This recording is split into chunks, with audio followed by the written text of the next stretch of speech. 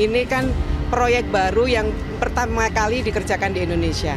Meskipun itu pekerjaan lapangan, tapi itu membutuhkan keahlian tertentu. Ini adalah proyek baru. Kereta cepat ini belum pernah dilakukan. Dan mudah-mudahan proyek ini berjalan sesuai dengan harapan kita semua, dikontrol betul oleh pemerintah Cina maupun pemerintah Indonesia. Insya Allah tahun 2002 bisa dioperasikan. Kondisi tanah yang agak ekstrim, tanah klesel itu cepat mengembang ya. Kalau tanah klesel itu dibuka, kena air dan udara mengembang, itu daya dukungnya itu jadi berkurang, hampir 80%. Sehingga itu yang menyebabkan adanya longsoran. Jadi pada posisi di mana sudah mulai terjadi longsoran, ya kita harus lakukan treatment. Satu hal adalah kita melakukan perubahan metode kerja. Dari semula hanya 3 band, kita buat menjadi double set wall atau 9 band. Itu lebih memperkuat untuk konstruksinya. Yang kedua tentunya juga dengan beberapa treatment termasuk penambahan pekerja ahli tunnel kita datangkan dari Tiongkok termasuk ahli grouting, karena pada posisi terakhir kita coba melakukan yang namanya surface grouting. Di permukaan di atas tunnel kita perkuat dengan grouting beton di titik-titik yang mana potensi klesel yang menimbulkan longsoran itu berpotensi besar, kita grouting. Ahli grouting dari China dan tunnel dari China ini tentunya bekerjasama dengan tim dari ITB. Jadi kolaborasi antara ahli tunnel dari China dan dari ITB ini yang bisa menyelesaikan proyek ini. Kesulitan relatif sudah bisa kita selesaikan. Badan Pemeriksaan Keuangan telah memberikan opini wajar tanpa pengecualian atas laporan keuangan pemerintah pusat tahun 2022.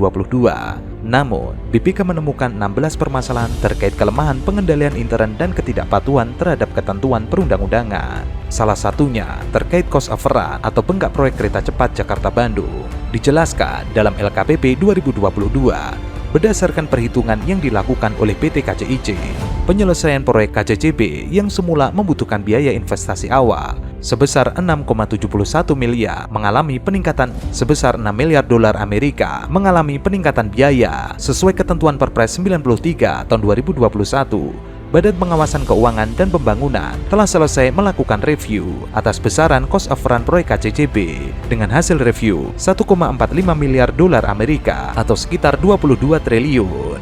Kemudian, terhadap nilai cost overrun hasil review BPKP tersebut telah dilaksanakan rapat komite KCJB. Rapat komite KCJB telah memutuskan untuk memberikan dukungan penyertaan modal negara kepada PT KAI sebesar 3,2 triliun rupiah untuk kebutuhan cost overrun porsi ekuitas konsorsium BUMN pada PT KCIC. Hasil report daripada software yang mereka punya ngetes semua tadi hasilnya sangat baik.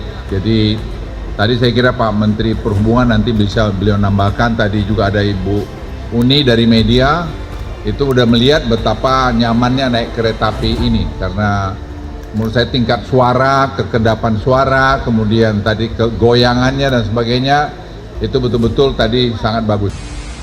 Nyaman, nggak ada suara, ada ya? Ada lah, cus doang ya.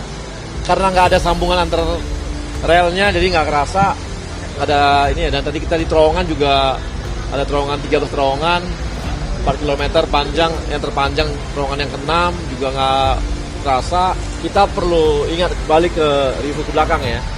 Salah satu yang ditugaskan oleh Pak Presiden, Pak Jokowi kepada Pak Erick Thohir adalah menyelesaikan kereta cepat. Pak Erick itu diminta oleh Pak Jokowi, tugasnya adalah menyelesaikan kereta cepat secara artinya mengatur pembangunan sampai kondisi keuangan dan sebagainya dari BUMN-BUMN yang ada. Dan kita dalam waktu dekat bulan Agustus ya, itu akan dioperasionalkan.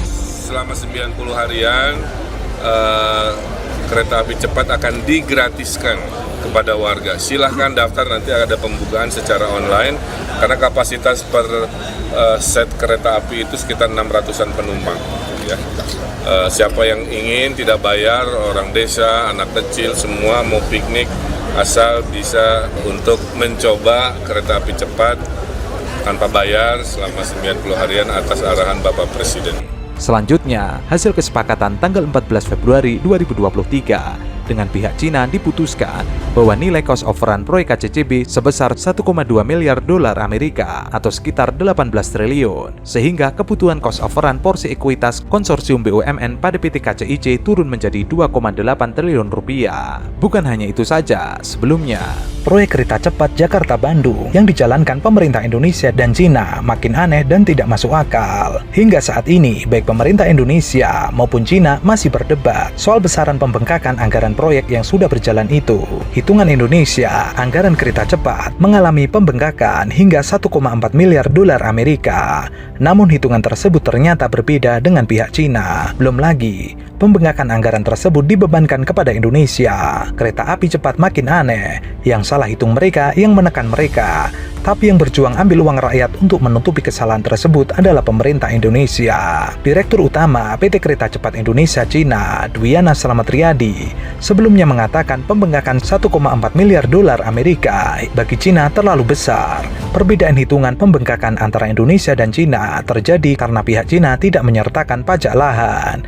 Pemerintah Cina belum mengakui ada pajak pengadaan lahan, investasi persinyalan GSMR, karena di sana ada fee. Ada beberapa kondisi yang di Cina berbeda dengan Indonesia. Perlu diketahui, kemungkinan proyek kereta cepat Jakarta-Bandung baru bisa balik modal 70 tahun kemudian. Karena kereta dimanapun tidak akan nutup 40 tahun, jalan tol saja 40 tahun, paling tidak 70 tahun baru balik modal. Proyek kereta api memang lama untuk balik modal, namun jangka waktunya tidak hanya 40 tahun, seperti yang diungkapkan oleh pemerintah, namun bisa jauh lebih lama dari itu. Beda dengan jalan tol, kalau kereta memang lebih mahal. Proyek-proyek kereta api yang sudah ada juga lama untuk bisa balik modal. Jadi tidak apa-apa, zaman Belanda itu 100 tahun rata-rata. Sebelumnya, pemerintah memperkirakan proyek kereta cepat Jakarta-Bandung baru akan balik modal setelah 40 tahun dikomersilkan. Dengan pertimbangan pemindahan ibu kota ke Nusantara yang akan mengurangi jumlah penumpang yang ditargetkan. Seperti diketahui, proyek kereta cepat Jakarta-Bandung ditargetkan beroperasi pada bulan Juni 2023 mendatang. Kereta cepat Jakarta-Bandung nantinya akan beroperasi dengan 11 rangkaian kereta. Setiap rangkaian kereta akan memiliki 8 gerbong dengan kapasitas 601 kursi.